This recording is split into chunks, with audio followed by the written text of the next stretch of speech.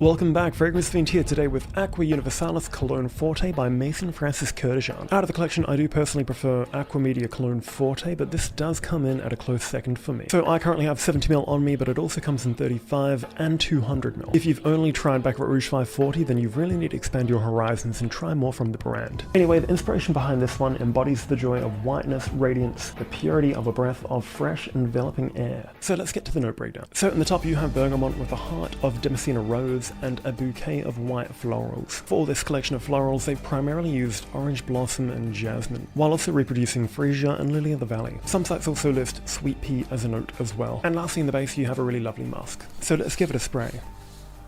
Such an incredible opening, it's clean, crisp, extremely fresh. You almost get a tiny bit of a menthol / eucalyptus vibe for a few seconds, which you kind of get with the combination of the florals and the bergamot combined, but that's literally just the first hit if you smell it within the first 5 seconds. After that, the bergamot begins to develop. It's not really in your face, zesty, tarty bergamot. It's a simple, clean citrus. It's not too out there. As the bergamot fades, it begins to get a tiny bit pepperminty, which is a combination of the florals fusing with that bergamot. I think to the everyday nose, they might perceive it as a bit of a minty, fresh scent with maybe a mild floral undertone. I think the most impressive thing about this scent is after the first 10 minutes you get that same experience throughout the entire dry down. The only difference after the first 2 hours is that the musks begin to shine a little more, which is super clean and light. I have tried this on a few other people, and on some skin types it can sit a tiny bit detergenty, or almost like a cleaning product. The way I'd probably describe this fragrance with a bit of an analogy would be discreet wealth. Think about a very typical wannabe rich stereotype. They wear designer brands to be seen with Louis Vuitton and Gucci labels all over them. While these super rich, you don't know what they're wearing. And in the world of fragrance, that can be a multitude of scents. Even a lot of people that wear Bleu de Chanel or Dior Sauvage, they think scents like that represent wealth. Seeing as they're $40 or $50 more than your average designer scent, I honestly don't know the pricing. Whereas this slightly sings luxury and it doesn't really scream it. It smells like something you'd wear on top of a white linen shirt at a boat party on a hot summer day. So even in comparison to my recent review doing Gypsy Water, got about the same longevity, but a lot more people actually smell me wearing Aqua Universalis, even hours into the day. If you do struggle with longevity though, there are a million different sites you can get these tiny little vials to be able to fill up your scent with and just top up throughout the day, rather than worrying about your freshie dying off after a few hours. Anyway, I definitely have to give MFK credit for this one. You've got to check out more of his lineup. Reasons like this is why he's credited as a master perfumer. But anyway, that's all for today's video. Thank you so much for watching. I'll see you next time.